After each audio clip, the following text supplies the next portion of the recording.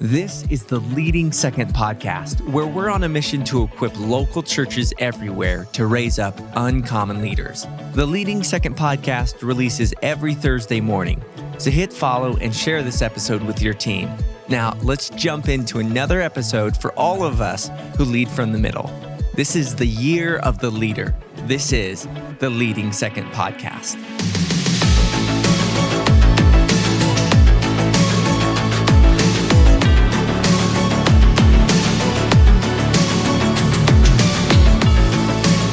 Hey everyone, I'm Brandon Stewart, and welcome back to the Leading Second podcast. We're so excited you're here today. If you lead from the middle in any capacity at your church, you want to get it right for your pastor, then Leading Second is for you. So welcome to this space today. We're so glad you're here. And today we have a very, very special episode for you.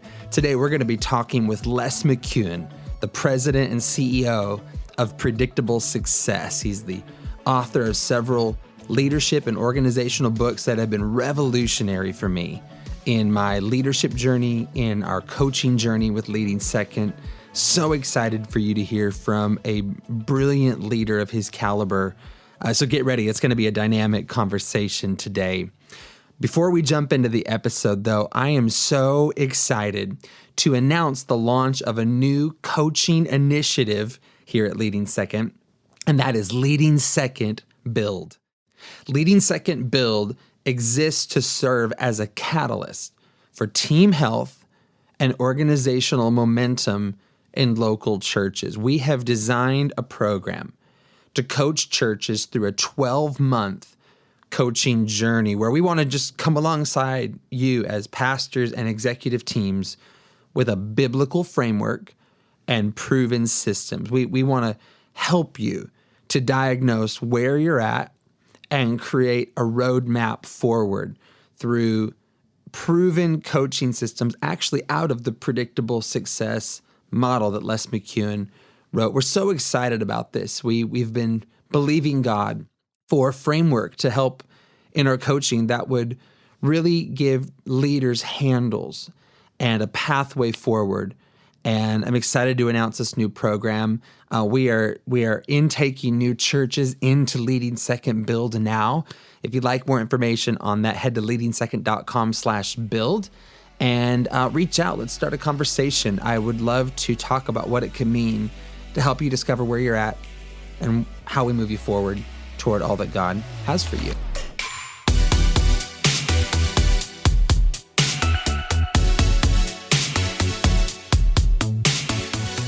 All right, everyone. Les McKeown is up on the podcast today. Les is the president and CEO of Predictable Success. In his consulting work, he works with CEOs, Fortune 500 companies and down, on how to achieve scalable, sustainable growth in your organization. He's the author of 4 books, a couple of which we'll mention today. And he also leads, part of what he does is he leads an organization of consultants, myself being a part of that now. And we're just so honored to have him here in this space. He's going to share some brilliant wisdom today about moving from startup to scaling.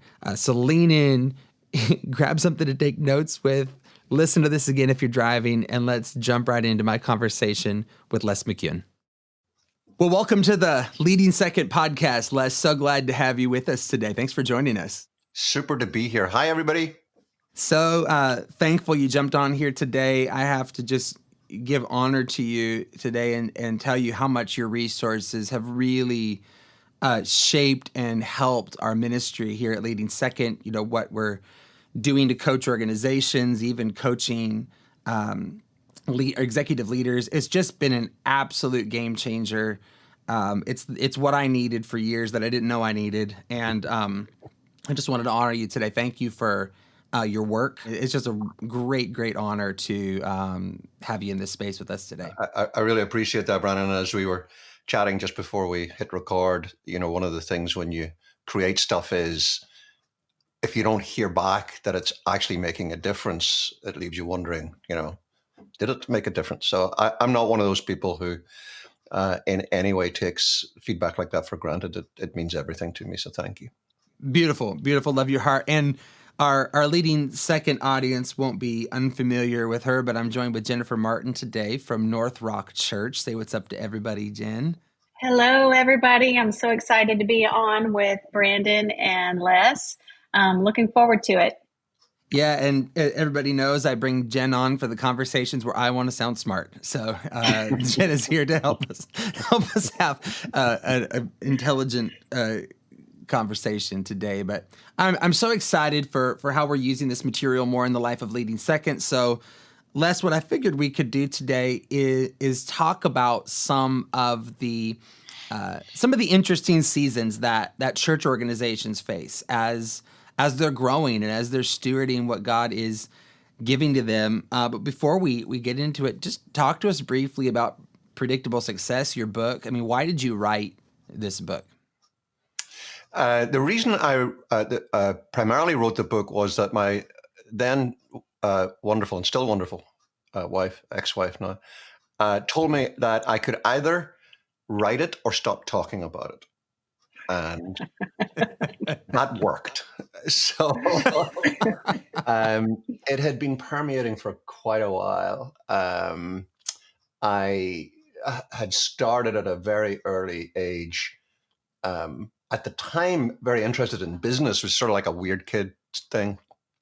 A very weird kid. Didn't want to be a fireman or an astronaut. Just fascinated by business. As it turned out, I didn't know then. I was interested in organizations and patterns of how organizations either succeed or fail.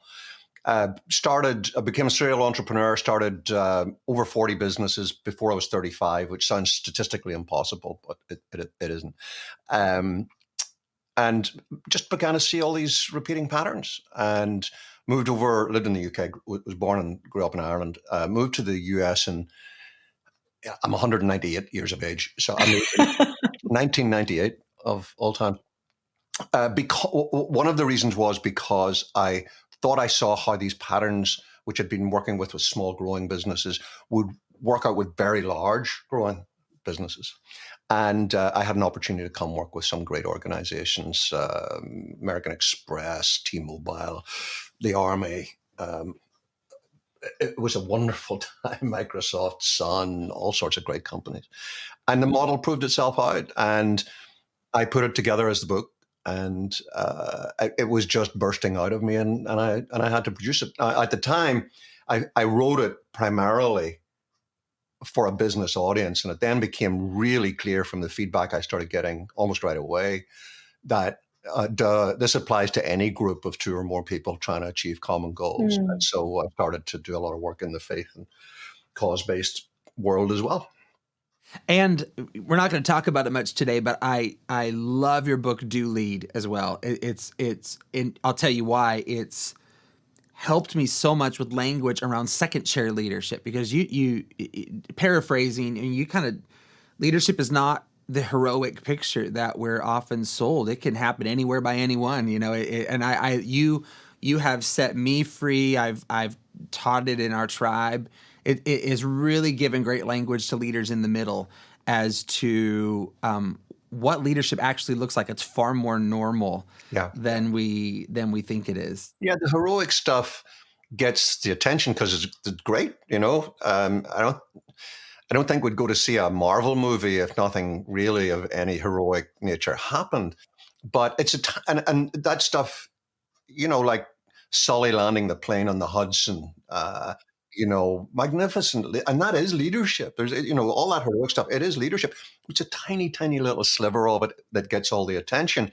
And it pushes people to feel that unless they can, do something heroic like that, I can't be a leader. The reality is, and the reason I wrote the book is that very few groups of people sit down and say, what do we mean when we talk about leadership? And so by default, the people in the church or the business have a default sense that they've got to be other, better, something. But in fact, as I define it in the book, leadership is any act that gets two or more people closer to their common goals. So you set a goal. If you're the one that goes out and gets coffee so that people can continue to finish off a presentation you've got to do 30 minutes from now, That's an act of leadership. That's a not so random act of leadership.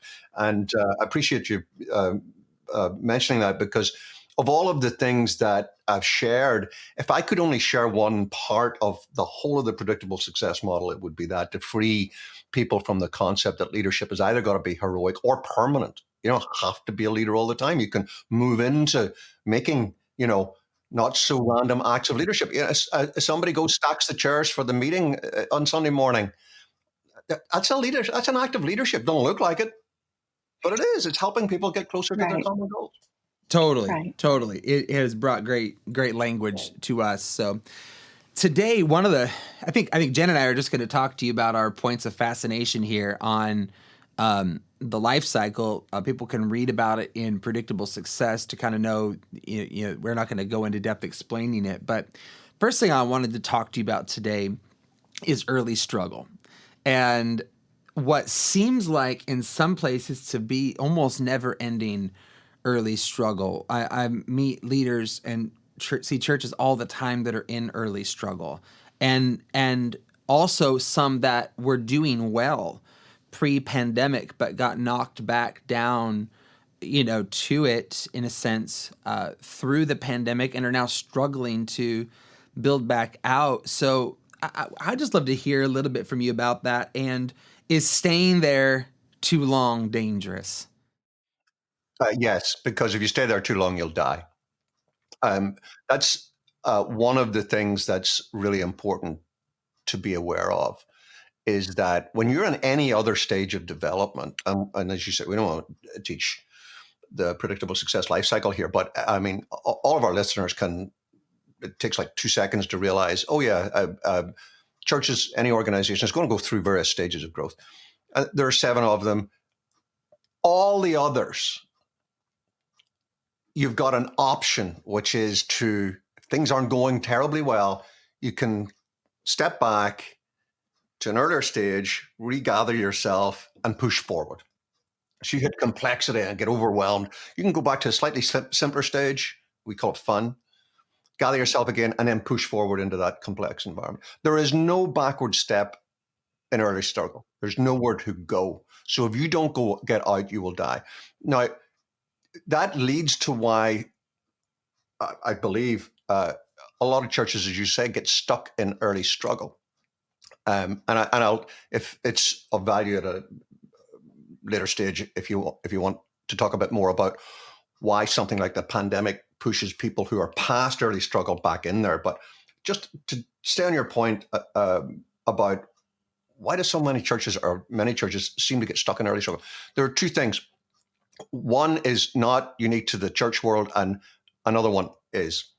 The one that's not unique is some people like it there. Some people are just, a little switched on by the whole sense of, startup vibe. And I've got to say that people like me who comment on things like growth and organizational structure and so forth have done everybody else a huge disfavor by glorifying the startup phase. And it's one of the reasons why I don't call it startup, because everybody gets all gooey-eyed. Oh, it's wonderful. We should all be like a startup. That's terrible. That's like trying to treat your 23-year-old daughter like she's 2. That's not good. But there are some people who like it. And you see it a lot in the tech world. There are a lot of tech bros, and I mean that as a gender-free term, who wouldn't get out of early struggle if you paid them. In fact, venture capitalists do exactly that, pay them to get out of struggle, and they won't, because they love it so much. They like the whole thing.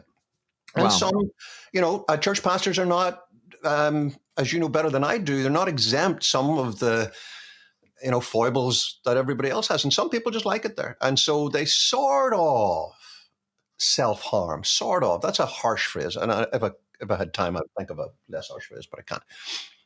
But it's not a small group. That's not a large group. That's a fairly small group. The larger issue is something that is almost exclusively church-based.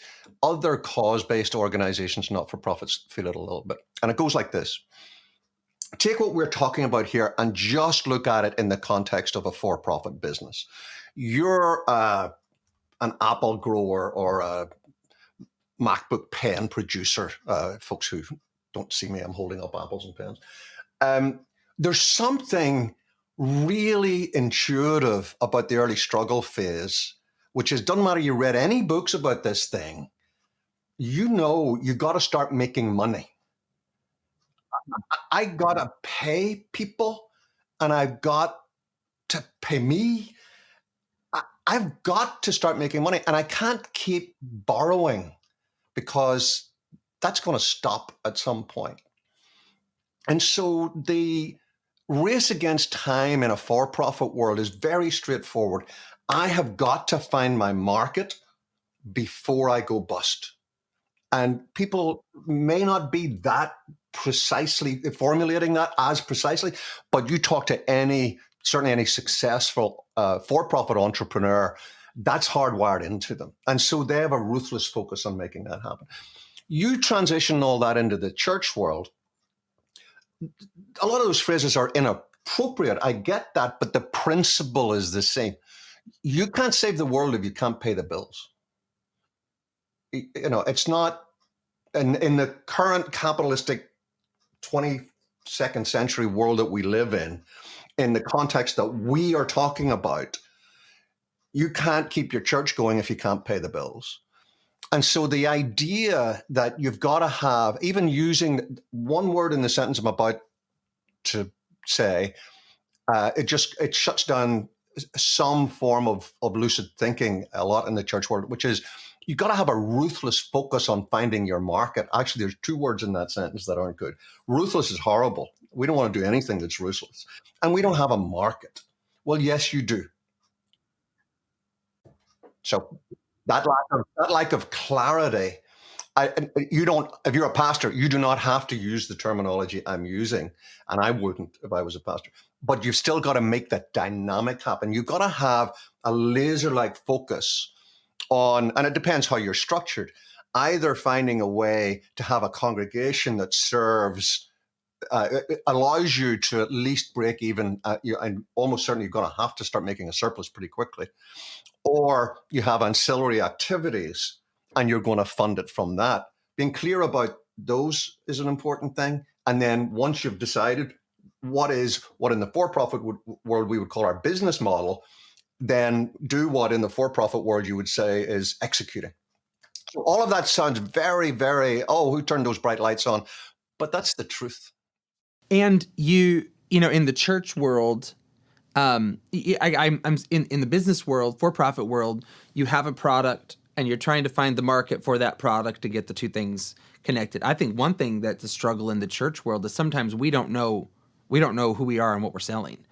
And Right. and we're not clear about that, or even who our market is that we're called to reach. And I mean, wouldn't you say that there's some discovery there that needs to happen for a church right from day one? Yes, and I grew up in the United Kingdom or Ireland, depending which side of our delightful civil war you settled in. I grew up in Belfast, and so we've got this very British sense that essentially the pastor should always be poor. Now, I'm not going anywhere near any theological standpoint here. I'm just talking about pure vision. And a lot of that came off of institutionalized churches. We were part of the Church of England, or you're part of the Presbyterian Church, and you're getting a stipend, and it's very little, and that's fine. That's a different thing. You go to start a church, you've got to pay the rent. You've got to keep the lights on. Those don't become options. You can't, my local supplier is called Breezeline. They send me back the little letters where I tell them I can only pay them 1/10 of their bill this month. They don't pay any attention to that. I've got to find a way to pay the bills. And so just being clear on how that's going to happen allows you to do all the other things that really is in your heart and makes you sing. Mm-hmm. So, Les, you said that if you stay in early struggle too long, that you will die. But in your book, you talk about that 20% of new ventures get out of early struggle. 80% don't, but 20% do. So what are those 20% doing right to get out of early struggle? Pretty much doing however they might vocalize it, what I just said, which is to say, being very Finding their market. clear about, yes, who am I serving here? Mm-hmm. Who am I serving? And in what way can I ensure that I can continue to sustainably service this market? And apart from staying healthy personally, the other most important aspect of doing that is being able to pay the bills. I find the idea of market to be really interesting for a church and a struggle for some, because I mean, Jen, I think you'd agree, we want to reach everybody, you know, and but focus matters in terms of knowing who your church is primarily designed to reach. I mean, Les, you can speak back to that, or would you agree with that churches have a grace, they have a focus, they have a DNA that will maybe primarily reach a group of people? Or yeah, there tends to be like a demographic skew, you know, that we're a young church, we're Latinx, we serve mostly the Latinx community. We're serving a rural community. So there tends to be a demographic slice, which is dictated by all sorts of stuff. And being aware of that and thinking through what does that mean for sustainability, you know, and getting out of early struggle. What does the demographics tell me about that? There tends to be, in my observation, I'm no expert in this, but there tends to be a ministry bias. You know, music's a huge thing. We want to lead with that. That's a lot. Or my heart is in children's ministry, or, you know, the 10 a.m. gospel meeting is the most important part of everything. So there tends to be a ministry, what's the right word? Bias isn't right, but, you know, there's sort of a default show up starting point, and that's going to have implications as well. It's a little bit like, again, I'm not comparing with the for-profit world because of any value judgment. It's just sometimes it brings a bit of perspective when you see what's happening equivalent here in the for-profit world. So if I really, really, really have a heart for the apples that grow on my farm, and I want to sell these to every co-op around, when you're in the early struggle stage and you're trying to get that going, one of the things that happens is, because you're trying to pay the bills, somebody comes along and says, hey, I really love your apples, but I tell you what I really need right now are grapes. Can you do that for me? And you say yes. And then you think, why did I just do that? Now, anybody who's agricultural is going to write in and give us all. So you can't possibly grow grapes where they're apples. But the principle is the same, that in early struggle, we tend to say yes to everything and anything. Yes. That's me launching our ministry 11 years ago, trying to travel and help churches. And I had a whole fruit basket I was trying to offer. I would say that's every church. I love your phrase that you said was kind of harsh, of ruthless focus. And I think that what happens, especially in the church world, is we see what all the other churches are doing, and all of a sudden we think that's what we're supposed to be doing.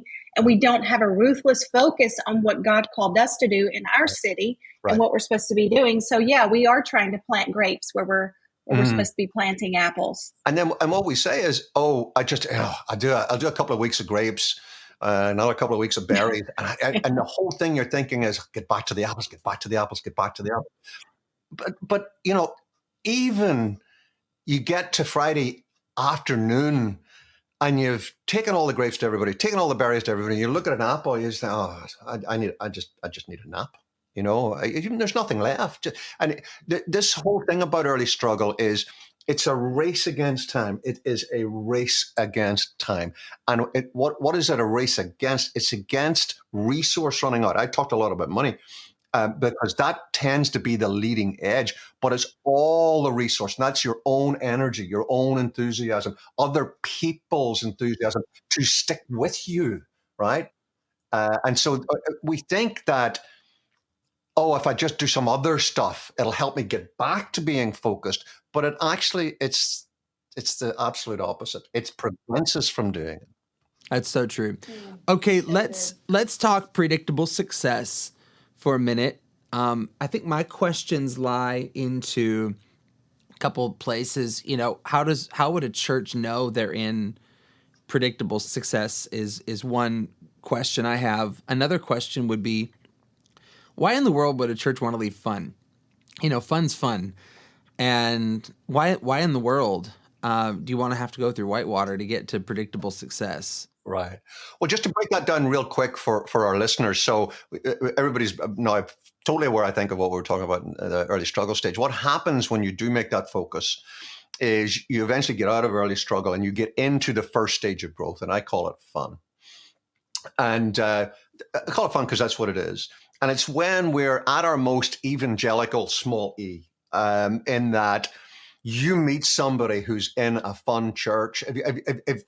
If they're across the street and you're dumb enough to wave at them, they will come over and evangelize you. Right? They can't help it. It's just unbelievable. Everybody's aligned. Everybody's focused. This is why we started this. This is wonderful. And why wouldn't you want to stay there? And there's no reason not to stay there. And we'll come back to that in a moment or two. It is there are 7 stages you can be in. It's one of the only 2 stages that you should be in because it's one of the only 2 sustainable stages. So fun is a sustainable stage and you can decide to stay there. But here's what happens. When you're in the fun stage, you love it. And that means everybody else loves it. And so you get successful and you grow. And as you grow, you begin to add services, you start to add ministries, you begin to add people, you start doing, things that you would have thought, you send an overseas ministry over to somewhere or whatever. And all of that brings increasing complexity. And you don't notice it. It's like turning the heat up 1 degree at a time until at some point you start, screwing up. You start dropping the ball. You start making mistakes. And not because you suddenly got dumb, although that's what it feels like, but because you've hit this stage that you just referred to that I call whitewater. And basically in whitewater, what's happening is we can't deliver so consistently well in all that we're doing because the complexity is killing us. Whether things are falling between stools or we're doing things twice or the left hand doesn't know what the right hand's doing, all sorts of stuff happen. Now, at that point, you've got actually 3 choices, one of which you should not take. One is to just sit in there and lacerate yourself for years on end. And people do it. They get stuck in whitewater and never get out. And it's horrible. And it's my life's journey to help people get out of there. But you have 2 ways to go. You can go back to fun, say, hey, I liked it like that. I'm going back to that, right? And so you get rid of a few things. Typically the last 2 or 3 new things you did are what pushed you in there. So you say, okay, no more overseas ministry. Let's close down one of these things that isn't really working for anybody. And you reel back into fun. Or you can say, complexity, I'll kill that. And you put some systems and processes in place. It's tough. There's a whole cultural shift needs to happen. Don't have time to talk about that. But what you say is, we're going forward. We're going to get past this and continue to grow. And the core difference between fun and predictable success is this. And folks not looking at me, well, they need to look at me or I will describe it. In fun, growth is a convex curve. It goes up and then starts to taper out. And that tapering out is whitewater. So you want to stay in fun, you've got to accept that there's always going to be a limit. Sure, you can add 1%, 2%, 3%, 4%. You can iterate growth, but there'll always be a cap. Predictable success is concave growth. It's a J shape. So you thought you were doing well in fun, you hit whitewater, you make the decision, I'm going through into predictable success. You have a couple of really painful years changing the culture. Then you've got this J curve. And the whole topic of my 4th book, Do Scale, which is in fun, you can grow. In predictable success, you can scale. And scaling is a different thing. Scaling is at the very least multi-site, and it's multi-ministry, multi-site, matrixed in the church world. That's what scaling is. So, the choices, both are entirely valid. There is no value judgment in either. You can have a boutique ministry working with a specific group or a specific demographic area or in a particular way and stay in fun. And there are a lot of fun churches and they're fun. Or you can decide we're going to build, a series of really large churches. We're going to scale and get into predictable success. What is important is to realize that you can't get to either by doing the same things. Very different cultural pressures.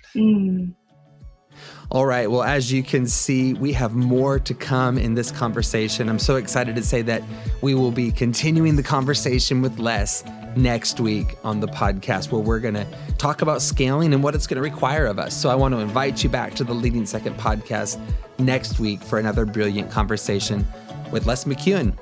Until then, Leading Second, know we love you. We created this space for you. We're praying for you. We're running the race alongside you. Until we talk again, Leading Second, let's run strong for the kingdom and lead in an uncommon way together.